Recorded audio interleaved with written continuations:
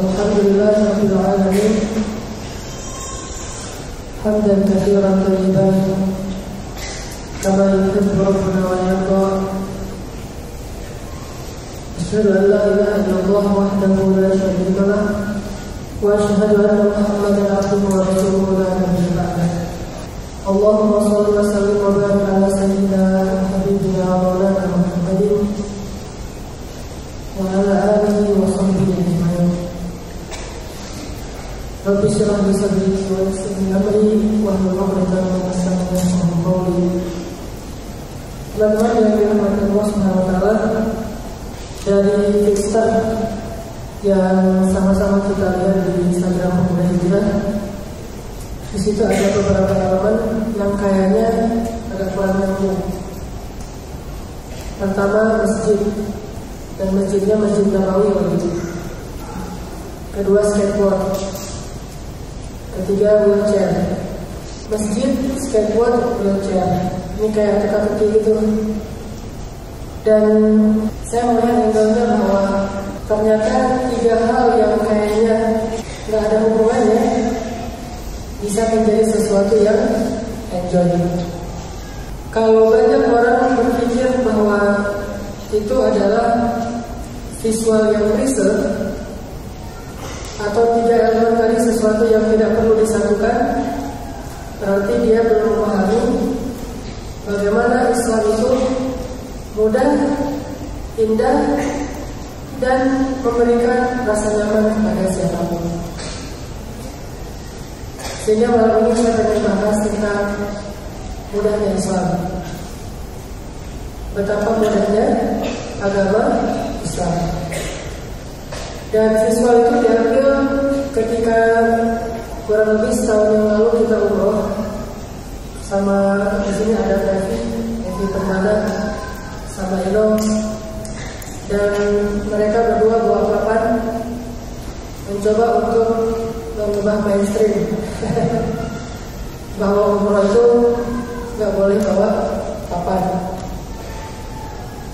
Hal yang pertama terjadi ketika kita keluar dari bandara Jeddah, guide kita yang ada di sana tuh heran. Dia bilang, ini kayaknya ada barang yang bukan milik jamaah, apa, papan skateboard. Oh, saya bilang justru itu milik jamaah karena ada jemaah saya yang memang anak skate, dan mereka pengen coba main skate di Arab Saudi, di Mekah dan di Madinah. Akhirnya kita bawa ke Mekah. Hari pertama di Mekah tuh Evi main. Setelah selesai rangkaian umroh, dulu kita konsen umroh dulu, kita tawaf, sa'i, tahalul, udah istirahat di Mekah. Paginya Evi main di jalan di depan Masjidil Haram, jalan raya sih. Dan luar biasanya waktu itu Evi dimarahin sama jamaah dari Afghanistan, dari Arab lah. Ada Afghanistan, ada dari Arab. Mereka mengatakan, kalau bahasa kita mah mungkin ya, saya juga nggak ngerti dan apa. Siapa mas? Mau apa gitu? Mau dipakai balas bahasa Indonesia juga ada bingung. Pokoknya kurang lebih dari raut wajahnya dia bilang ini bukan tempat main-main. Ini adalah tempat ibadah. Ngapain kamu sini bawa apa? Jadi kayak tabu gitu, sesuatu yang aneh. Tapi namanya tahu sendiri Evi ya.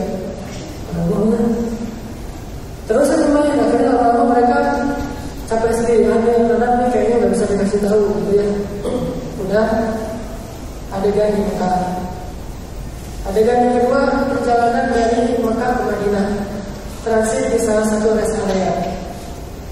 Minum teh susu dulu sambil nunggu sunset gitu. Nah di rest area itu kan banyak kayak ruangan tapi terbuka, dan floornya itu emang kayaknya skatable gitu, bisa dipakai dengan skate main. Tapi loncat-loncat di situ, ngatain main sama Inom. Akhirnya beberapa orang jamaah umroh dari kota ke negara-negara lain jadi pengen virusnya gitu. Umroh yang lain tadi pada duduk sambil minum teh, makan apa gitu, makan kebab. Lihat mereka main, akhirnya kayaknya seru tuh. Yang tadi wajah mereka kayaknya serius gitu. Ada beberapa yang malah mungkin kayak drivernya terung wajahnya kan. Ngelihat ada yang lain, jadi kayak happy lagi, mulai excited. Akhirnya dia deketin, ini apa? Kayaknya di Afghanistan masih belum terlalu aman dengan permainan ini. Ini apa? Ini skate kayaknya. Oh, boleh saya coba? Coba. Muncullah yang di Twitter sebelumnya, share your happiness. Coba main. Akhirnya senang, bahagia, ramai pada ngumpul, ketemu sama kita yang tadinya ramai mencar-mencar, masing-masing grup, sekarang semua grup, semua bis itu ngumpul, pengen lihat. Itu 2 orang lagi main. Ngumpul, ketawa-ketawa, jadi kenalan, taruhan.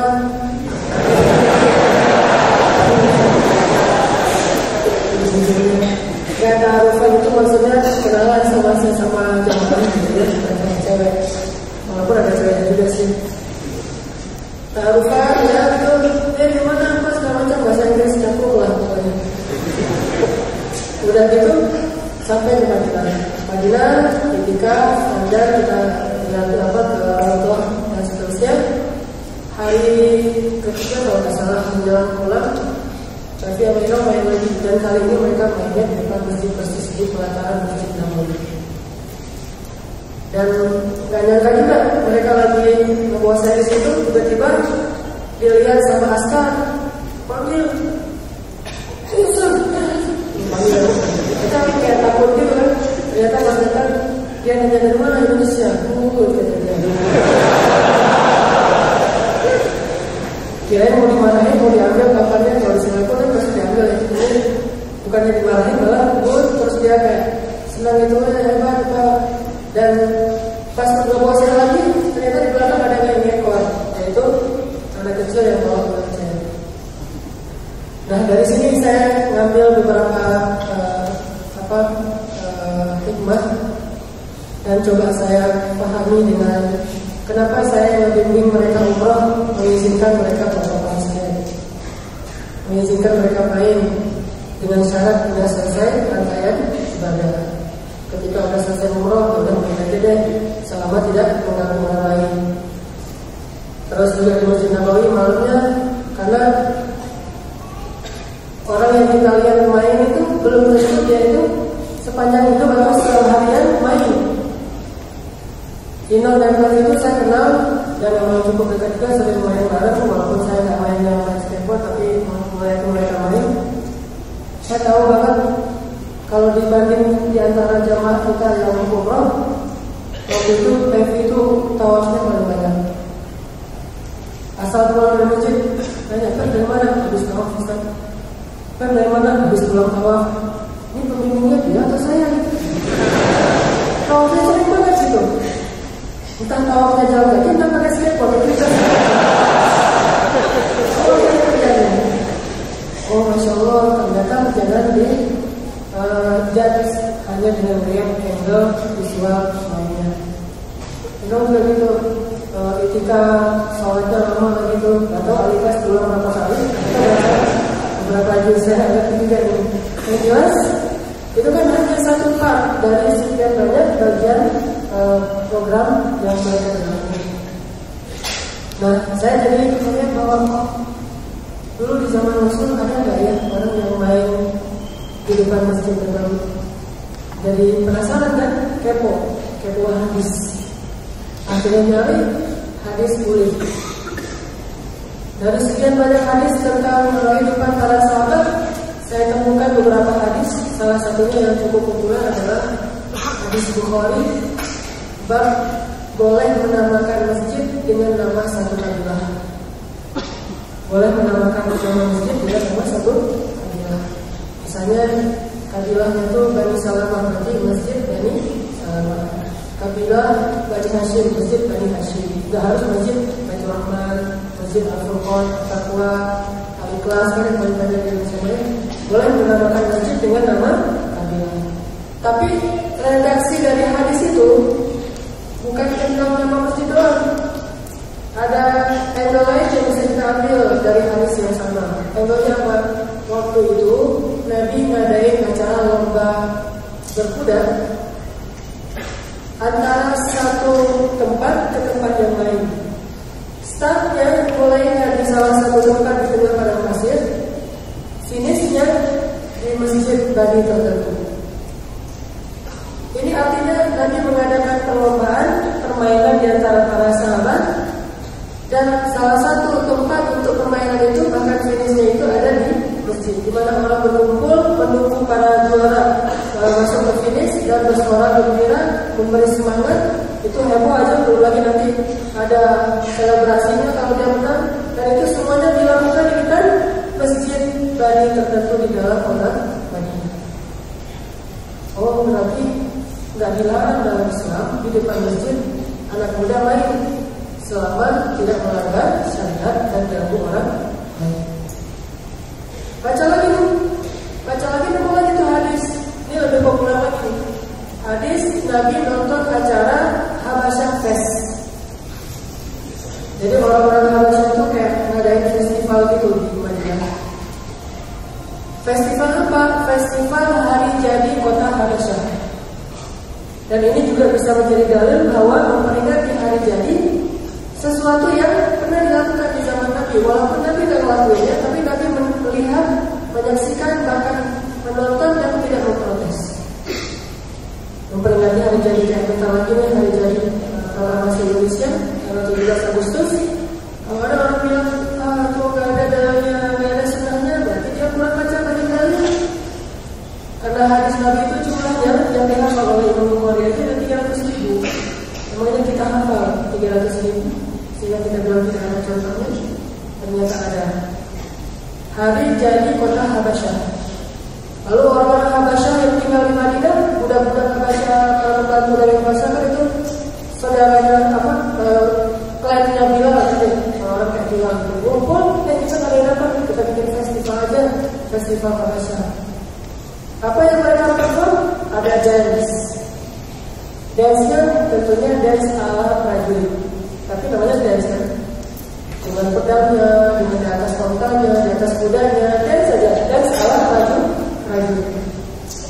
Dan Nabi melihat laki-laki itu pada memperlihatkan tarian khas Habasyah, tarian para prajurit Habasyah. Aku menyaksikan. Terus nanti ada perform lagi syair Habasyah tentang banyak hal, tentang cinta kepada tanah air, tentang negeri mereka yang indah dan seterusnya.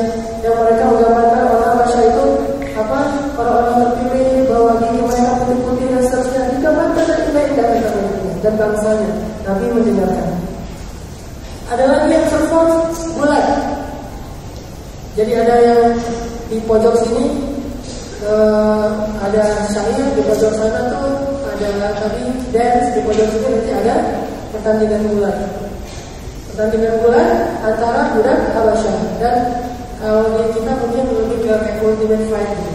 Wah, bertanding, tahu lah. Ada perform kan? Nabi menyaksikan. Sama siapa Nabi nonton? Sama Aisyah. Dan waktu itu Aisyah meletakkan dagunya di atas pundak Nabi SAW. Nonton. Jadi nonton bareng selama sesuatu yang ditonton itu tidak melanggar syariat, itu sudah Nabi. Ya kita sama istri kalau sudah punya juga ya. Jalan yang kita nonton apa? Nonton misalnya angklung di angklung ujung misalnya. Lalu yang kedua dengan pasangan yang ditonton sesuatu karya dari budaya tradisi yang begitu kaya dan seterusnya. Itu sesuatu yang sunnah dari Nabi SAW. Jangan kita menutup sunnah Nabi dan membatasinya hanya dalam urusan ibadah. Dan itu haruslah luas. Karena Islam itu the way of life, syumul, komprehensif. Maka kita harus melihat dari semua ini. Dan semua itu Islam. Dan itu dilakukan Nabi, disaksikan oleh Nabi di depan masjid. Setelah sekian lama Nabi nonton, ini menunjukkan Nabi nontonnya udah lama. Udah lama, Nabi bilang ke Aisyah, udah yuk. Dan kita tahu jawaban Aisyah ada. Kata Aisyah, gitu. Aisyah manja gitu kan, gak perlu ngomong. Enggak ada, kita lagi enggak manja. Oh ya udah, Nabi taruh lagi waktunya. Aisyah nonton lagi. Banyak banget pelajaran di sini. Salah satunya pelajaran di mana romantisnya Nabi dengan istrinya. Jadi nanti kalau kita ada adegan fotonya kayak gitu, kenapa tuh fotonya dalam di situ sudah?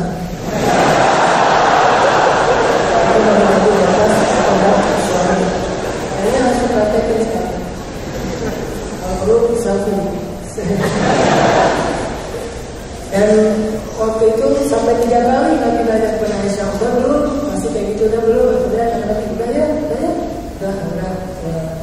Setelah selesai adegan itu, Aisyah komen. Kan tadi postingan Nabi, Aisyah kasih komen. Sebetulnya saya sih nggak menikmati festivalnya, karena Aisyah nggak terlalu ngerti ini tentang budaya Habasyah, belum lagi tentang tarungnya gitu kan. Aisyah orangnya lembut kan ya, nggak bisa ngeliat sih, lembut, jadi sebetulnya nggak terlalu tertarik dengan duel, tarung atau apa, nggak terlalu tertarik. Terus ngapain Aisyah kalau kayak betah banget? Kata Aisyah, aku cuma pengen nunjukin ke orang-orang gimana romantisnya aku dengan Rasulullah SAW. Artinya capek sedikit itu juga sudah Nabi. Kita capek nunjukin, tapi dengan syarat sudah halal. Justru kalau udah halal satu aja. Kenapa orang yang berhal pada caper sampai posting di Instagram segala macam, bikin film, kenapa kita yang sudah halal enggak? Harusnya Despacito itu buat yang udah halal.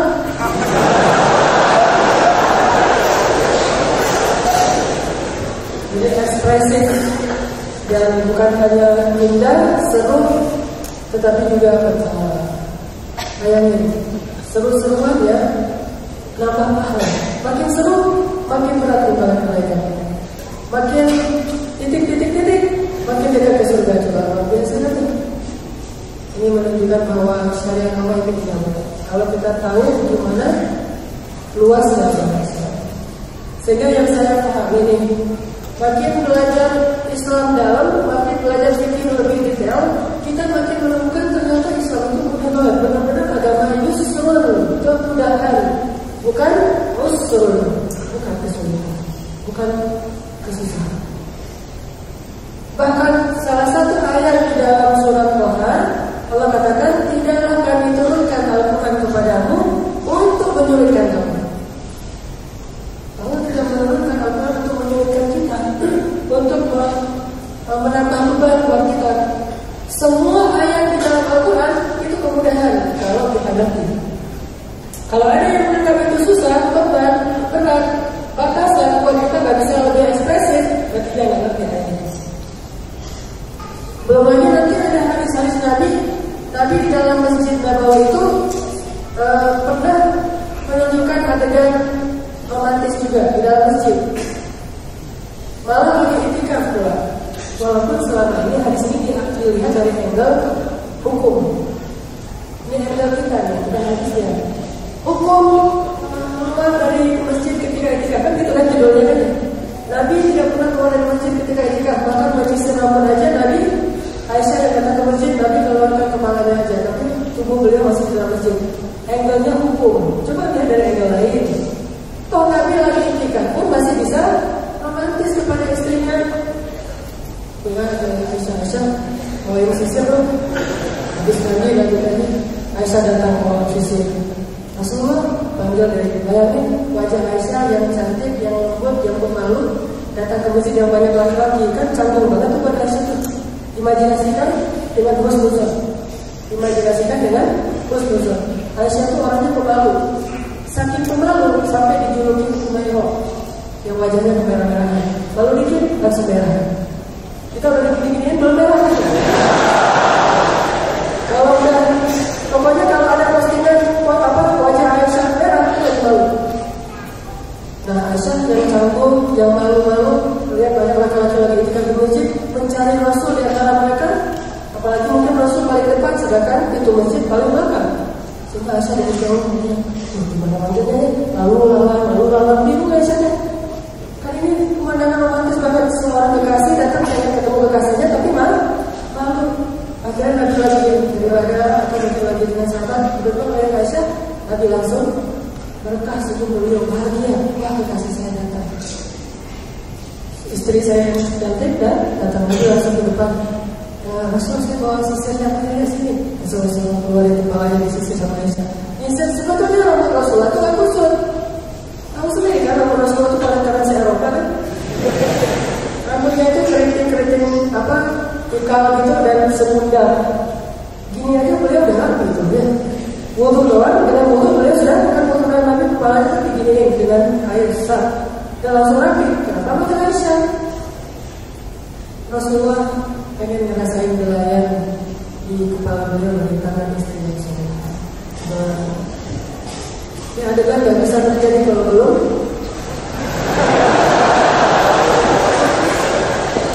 Itu rasanya belayan, gak bisa disebutnya pokoknya. Hanya dua tangan yang benar-benar bisa menghidupkan laki-laki. Pertama tangan ibunya, kedua tangan istrinya. Gimana pun lelah, gimana pun galau, gimana pun panik, gimana pun pokoknya gimana pun kalau kena dua tangan itu, tangan ibu dan tangan istri, maka dia akan bilang ya ayyuhal muzzammil. Tangan siapa? Khadijah. Ya ayyuhal muddatsir. Tangan siapa? Khadijah. Kenapa beda? Padahal sama-sama selimut. Ya ayyuhal muzzammil, wahai orang yang berselimut. Ya ayyuhal muddatsir, wahai orang berselimut. Kenapa merek selimutnya beda? Bahasa bagaimana sama, tapi bahasa Arabnya beda karena kondisinya beda. Muzzammil, Nabi itu lagi sedih karena banyak banget orang-orang yang menghina beliau. Jadi banyak masalah di kantor, sedih gitu, banyak teman-teman yang kayaknya lagi bete sama beliau sedih. Ya ayyuhal muzzammil. Kalau ya ayyuhal muddatsir, Nabi lagi takut, lagi tertekan, baru rasa wahyu tapi nggak ngerti ini wahyu apa ini. Sehingga ya ayyuhal muddatsir. Artinya dalam kondisi apapun yang berat terasa di dada seorang laki-laki, begitu kena belai rambut dari tangan istrinya yang salihah, langsung tenang. Ya ayyuhal muddatsir, langsung tidur sampai Allah yang membangunkan. Ternyata setelah saya baca beberapa model hadis yang selama ini angle fikih, bisa juga hadis itu dibawa kepada angle yang lain, termasuk hadis-hadis penampilan Nabi. Coba nanti teman-teman kalau kepo tentang hadis itu keren. Nyari aja. Rasulullah tuh memperhatikan penampilan gak sih? Banget. Tapi ada yang lebih dari Nabi memperhatikan penampilan. Siapa? Utsman bin Affan. Itu lebih daripada Nabi. Saking Utsman itu selalu memperhatikan penampilan, Allah aja malu sama Utsman. Allah itu malu pada Utsman. Dalam makna Allah itu kayak respect banget sama Utsman, kayak segan dengan umat Utsman kalau bahasa kita. Kenapa? Karena Utsman itu selalu berpenampilan rapi, menarik, punya aura kesalihan, wibawa, ada aura orang yang wise, bijak kayak gitu. Sehingga suatu saat Nabi lagi sakit, terbaring dijenguk oleh sahabat Abu Bakar. Assalamualaikum. Waalaikumsalam. Silakan masuk Abu Bakar. Nabi nggak pakai baju, cuma pakai sarung. Setinggal beliau bajunya nggak ada. Datang Umar. Assalamualaikum ya Rasul. Kata Rasul, Waalaikumsalam. Masuk Umar. Begitu datang Utsman, Assalamualaikum ya Rasulullah. Suara Utsman langsung kata Rasul, kamu jangan izinkan dia masuk. Nabi langsung cari baju yang bagus dipakai sama Nabi, udah rapi. Nabi duduk, bapaknya dirapiin dulu. Silakan masuk wahai Utsman. Masuk Utsman dengan penampilan yang menarik. Orang-orang semuanya mengatakan, kok beda ya? Asal kita datang Nabi biasa-biasa aja. Begitu datang Utsman, Nabi langsung kayak kayak panik gitu. Langsung beres-beres. Setelah Utsman pulang, mereka nanya, kata Nabi, jawabkan saya, Allah aja malu kepada Utsman. Berarti Islam juga memperhatikan masalah penampilan keren, bagian dari sunnah. Selama bukan syukrah. Apa ini syukrah? Pamer. Pamer ini berarti nama malu dunia, dan kita tidak perlu menjudge isi hati orang lain, cukup bagi kita sendiri. Kalau kita nggak ada yang syukrah, pamer kepada orang lain, hanya ingin menampilkan bahwa orang yang selalu terapi, orang yang selalu itu, walaupun nggak harus mahal, itu bagian dari harus dinikmat malah termasuk syukur. Lihat luasnya Islam.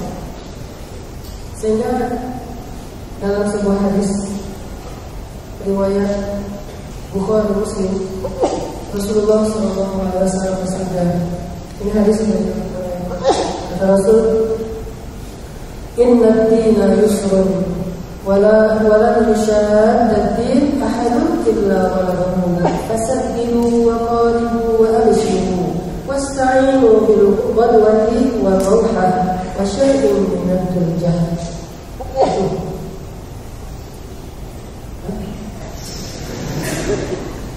Apa artinya? Kata Nabi, Inna ad-dina yusrun. Agama itu mudah. Ini Nabi yang mengatakan, saya Bukhari Muslim. Inna ad-dina yusrun. Agama itu mudah. Ditambah lagi dengan kata-kata Allah sendiri. Yuridullahu bikumul yusra wa la yuridu bikumul usra. Allah pengen mudahin kalian. Allah nggak pengen susahin kalian. Ditambah lagi dengan nasihat Nabi kepada dai beliau yang banyak putus ke Yaman, Muaz bin Jabal. Sebelum Muaz berangkat, tadi menasihati Muaz, kata Nabi, ya Muaz, bagaimana kamu akan mengajarkan Islam kepada orang-orang Yaman? Kalau mereka punya masalah, gimana kamu akan menyelesaikan masalahnya? Kata Muaz, saya akan menyelesaikan dengan Al-Quran. Saya akan bereferensi pada Al-Quran. Cari ayatnya. Apa kata Nabi? Ilham tadi. Kalau kamu nggak menemukan ayatnya, kata Utsman dan kata Muaz, kalau gitu dengan sunnah Rasul. Kata Nabi, kalau tidak ada di dalam hadis-hadis atau sunnahku, kata Muaz, maka saya akan berijtihad.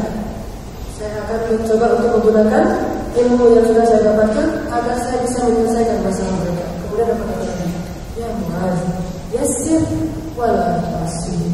Mudahkan, janganlah kamu mempersulit. Mudahkan, janganlah kau mempersulit. Karena ketika engkau mempersulit, kata Allah, wala yushadda ad-din ahadun illa ghalabahum, kata Rasul. Tidaklah seseorang membuat agama itu jadi sulit kecuali dia akan dikalahkan. Artinya dia tidak akan mendapatkan apa. Sehingga dulu ada 3 orang sahabat datang ke Nabi. Ini sahabat lagi baru hijrah, lagi jos-jos ya. Datang ke Nabi, ya Rasulullah. Jadi semangat gitu. Ada apa? Salah satunya namanya Utsman bin Mad'un. Salah satunya dia datang. Mereka bilang, ya Rasul, pokoknya mulai sekarang saya bertekad tidak akan tidur malam, akan sholat sepanjang malam. Tidak akan tidur. Habis itu. Terus yang kedua bilang, saya juga bertekad ya Rasul, tidak akan buka puasa. Setiap hari saya puasa. Maksudnya setiap hari puasa, bukan tetap pas waktu maghrib, cuma tidak ada jedanya. Setiap hari puasa, setiap hari. Ada 2 Ramadan, tapi bertahun-tahun. Lagi juga sini. Yang ketiga, ini lebih berat lagi. Ya Rasul, saya bertekad akan jadi jomblo sepanjang hidup saya. Gak pengen nih, gak pengen nikah. Kenapa? Karena gak mau terganggu oleh pasangannya dari beribadah. Habis ini, tapi bilang, baik mana katanya saya. Siapa lebih soleh di antara kita berdua? Kalau bahasa Tuhan hebat ya. Bahwa gue soleh siapa? Mau tahu bahasa kita apa? Kata Rasul, ya soleh Rasul. Saya adalah yang paling baik di antara kalian. Tapi malam hari saya tidur dan bangun. Ada waktunya tidur, ada waktunya bangun. Saya itu yang paling baik di antara kalian. Artinya paling ngerti agama, paling soleh, paling mencintai Allah, paling dekat kepada Allah. Tapi saya juga punya keluarga. Ada waktunya keluarga, ada waktunya sendiri. Dan saya yang paling baik di antara kalian, tetapi saya sehari berpuasa, sehari berbuka.